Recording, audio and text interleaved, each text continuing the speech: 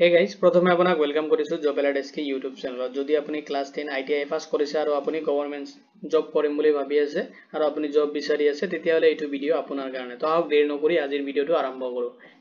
তো প্ৰথমতে আপুনি যিকোনো ব্ৰাউজাৰত ওপেন কৰি লব আৰু তাতে যদি আপুনি সাৰ্চ কৰে www.nclcil.in যদি সাৰ্চ কৰে নৰ্থ এণ্ড কয়েলফিল্ড লিমিটেডৰ যিটো অফিচিয়েল ওয়েবসাইট আছে তাতে আপুনি ভিজিট কৰিব পাৰিব। এইটো ভিডিও চোৱাৰ পিছত যদি এইটো ৰিকুৱাৰমেন্ট ৰিলেটেড কোনো ধৰণৰ কোৱেশ্চন থাকে আপুনি এইটো ভিডিও কমেন্ট সেকশনত কমেন্ট কৰি দিব।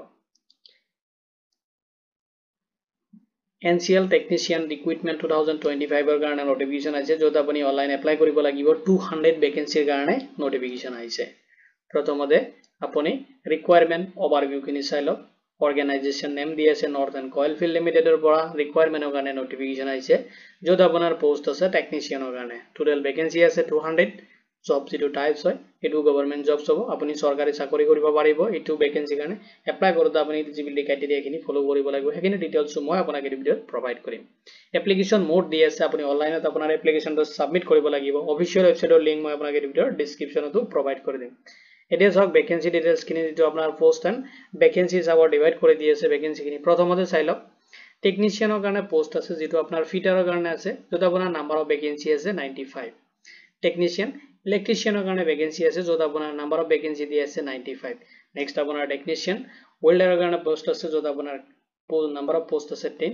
টোটাল আপোনাৰ পোষ্ট আছে 200। তো পোষ্ট খিনিত এপ্লাই কৰোতে আপুনি চেক কৰিব লাগিব এণ্ড আপুনি ফলো কৰিব লাগিব এলিজিবিলিটি ক্ৰাইটেৰিয়া খিনি। এতিয়া চাওক এলিজিবিলিটি ক্ৰাইটেৰিয়া খিনি কি বিচাৰিছে আপুনি পোষ্ট খিনিৰ কাৰণে এপ্লাই কৰোতে। এডুকেশনাল কোৱালিফিকেশন খিনি চাই লওক। যদি আপুনি ক্লাছ 10 পাস কৰিছে যিকোনো ৰেকগনাইজ বৰ্ডৰ পৰা তেতিয়াহলে আপুনি পোষ্ট খিনিৰ কাৰণে এলিজিবল হ'ব।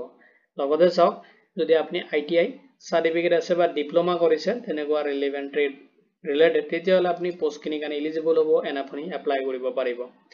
এজ লিমিট যত মিনিমাম এজ বিচাৰিছে 18 ইয়াৰ্স মেক্সিমাম বিচাৰিছে 30 ইয়াৰ্স লৈকে আপুনি পোষ্ট খিনিত এপ্লাই কৰিব পাৰিব।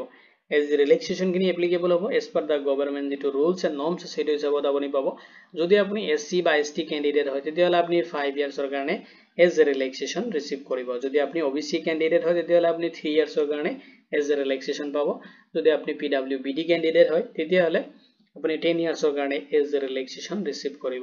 আপুনি এপ্লাই কৰোতে এপ্লিকেশন ফি পেমেন্ট কৰিব লাগিব যেটো আপোনাৰ ক্যাটাগৰি ওয়াইজ ডিভাইড কৰি দি আছে। যদি আপুনি জেনাৰেল OBC ক্যান্ডিডেট হয় তেতিয়াহলে আপুনি পেমেন্ট কৰিব লাগিব 1180 रुपीस। যত আপোনাৰ 1000 থাকিব এপ্লিকেশন ফি লগতে আপুনি পেমেন্ট কৰিব লাগিব 180 रुपीस যেটো আপোনাৰ GST চাৰ্জ আপুনি পেমেন্ট কৰিব লাগিব। এতিয়া চাওক যদি আপুনি SC ST PWD বা এক্স সাৰ্ভিসম্যান হয় তেতিয়াহলে আপুনি কোনো ধৰণৰ এপ্লিকেশন ফি পেমেন্ট কৰিব নালাগে। উইদাউট ফি আপোনাৰ এপ্লিকেশনটো আপুনি কমপ্লিট সাবমিট কৰিব পাৰিব। যেটো পেমেন্ট মোড হয় আপুনি অনলাইন কৰিব লাগিব যত আপুনি ইউজ কৰিব পাৰিব debit card credit card net banking through আপোনাৰ পেমেন্ট খিনি আপুনি কমপ্লিট কৰিব পাৰিব।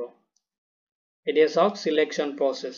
তো প্ৰথমতে আপোনাৰ ৰিটেন এক্সামিনেশন হ'ব আৰু আপুনি ফেস কৰিব লাগিব ৰিটেন এক্সামিনেশন। নেক্সট আপোনাৰ ৰিটেন স্কিল টেষ্ট হ'ব এপ্লিকেবল। যদি কিছুমান পোষ্ট আছে যত আপোনাৰ স্কিল টেষ্ট হ'ব তাতে আপুনি ফেস কৰিব লাগিব আৰু কিছুমানত আপোনাৰ স্কিল টেষ্ট নহব জাস্ট ৰিটেন এক্সামিনেশন আপুনি এটেম্প কৰিব লাগিব। নেক্সট চাওক ডকুমেন্টস ভেৰিফিকেশন হ'ব মেডিকেল এক্সামিনেশন হ'ব এণ্ড আপোনাৰ ফাইনাল সিলেকশন ওলাই আহিব। এতিয়া চাওক আপুনি কেনেকৈ এপ্লাই কৰিব। এপ্লাই প্ৰসেস খিনি মই আপোনাক এটা প্ৰভাইড কৰিম। এতিয়া চাওক প্ৰথমতে আপুনি অফিচিয়েল ওয়েবসাইটত ভিজিট কৰিব যেটো লিংক মই আপোনাক এই ভিডিওৰ ডেসক্ৰিপচনতো প্ৰভাইড কৰি দিম। নেক্সট আপুনি যাব লাগিব ৰিকুৱাৰমেন্ট সেকশন মানে যেটো কেৰিয়াৰ সেকশন আছে তাতে আপুনি ভিজিট কৰিব। কৰি কিনে আপুনি ফাইন্ড আউট কৰিব লাগিব যেটো লেটেষ্ট ৰিকুৱাৰমেন্ট আছে NCL টেকনিশিয়ান ৰিক্ৰুটমেন্ট 2025 ৰ কাৰণে যেটো নোটিফিকেশন আছে এটো আপুনি ডাউনলোড কৰিব। কৰি কিনে প্ৰথমতে আপুনি এবাৰ ভালকে পঢ়ি লব। নেক্সট আপুনি যাব লাগিব অনলাইন যেটো এপ্লাই অনলাইন বাটন দিয়া আছে তাতে যাব যাই কিনে আপুনি প্ৰথমতে ৰেজিষ্ট্ৰেচন কৰিব লাগিব যত আপোনাৰ বেসিক কিছুমান ডিটেইলছ দি কিনে ৰেজিষ্ট্ৰেচন কৰিব আৰু আপোনাৰ এপ্লিকেশন ফৰ্মটো আপুনি ফিল আপ কৰিব লাগিব। আপলোড কৰিব লাগিব ৰিকুৱাৰমেন্ট ডকুমেন্টস খিনি লগতে আপোনাৰ ফটো সিগনেচাৰ খিনি। নেক্সট আপুনি পেমেন্ট কৰিব লাগিব ইফ এপ্লিকেবল যদি আপোনাৰ পেমেন্ট অপশনটো দিয়া আছে ক্যাটাগৰি ওয়াইজ যেহেতুকে পেমেন্ট খিনি দিয়া আছে হেতু হিচাপত আপুনি যদি পেমেন্ট কৰিব লগা হয় পেমেন্ট খিনি কমপ্লিট কৰি কিনে আপোনাৰ এপ্লিকেশনটো আপুনি ফাইনাল সাবমিট দিব লাগিব।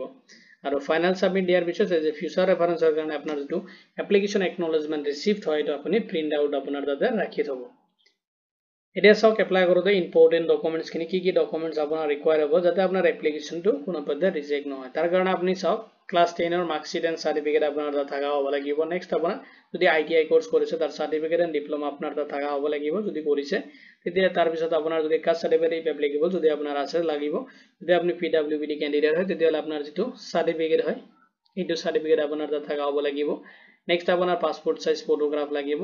আপোনাৰ সিগনেচাৰটো স্ক্যান কৰি কিনে আপলোড কৰিব লাগিব আইডি প্ৰুফ এটা লাগিব যত আপুনি ইউজ কৰিব পাৰিব আধাৰ কাৰ্ড ভোটাৰ আইডি আপুনি ইউজ কৰিব পাৰে লেটস কিনে চাই লওক অফিচিয়েল নোটিফিকেশনটো ৰিলিজ হৈছে এপ্ৰিল 2025 ত আৰু আপোনাৰ যেটো এপ্লাই ষ্টাৰ্ট হৈছে অলৰেডি অনলাইনত আপোনাৰ এপ্লিকেশনটো খুলি দিয়া হৈছে পৰ্টেলটো 17 এপ্ৰিল 2025 ৰ পৰা আৰু লাষ্ট আপুনি এপ্লাই কৰিব পাৰিব 10 মে 2025 লৈকে এতিয়া চাওক অফিচিয়েল ওয়েবসাইটৰ লিংক মই আপোনাক এই ভিডিঅৰ ডেসক্ৰিপচনত প্ৰভাইড কৰিম আপুনি যেতিয়া ক্লিক কৰিব তেতিয়া আপুনি এইটো পেজত আহিব যেটো নৰ্থন কয়েলফিল্ড লিমিটেডৰ যেটো অফিচিয়েল ওয়েবসাইট হয় এটা আপুনি ভিজিট কৰিব পাৰিব এন ইম্পৰ্টেন্ট লিংকখিনি মই আপোনাক এই ভিডিঅৰ ডেসক্ৰিপচনত প্ৰভাইড কৰি দিম তো আপুনি আহি কিনে যাব লাগিব কেৰিয়াৰ সেকশনত তো আপুনি ক্লিক কৰিব মেইন মেনু বাটনত নেক্সট চাওক আপোনাৰ কেৰিয়াৰ অপচন দিয়া আছে তো কেৰিয়াৰ অপচনত আপুনি ক্লিক কৰিব লাগিব কেৰিয়াৰ অপচনত ক্লিক কৰাৰ পিছত ড্ৰপ ডাউনটো আহি যাব তাতে আপুনি চাব ইকুইপমেন্ট দিয়া আছে ইকুইপমেন্টৰ কাৰণে তাতে আপুনি জাস্ট ক্লিক কৰি দিব ক্লিক কৰি দিয়াৰ পিছত টু ৰিকোয়াৰমেন্টৰ কাৰণে পোৰ্টেল হয় এটো ওপেন হৈ যাব ওপেন হোৱাৰ পিছত আপুনি এতে চেক কৰিব লাগিব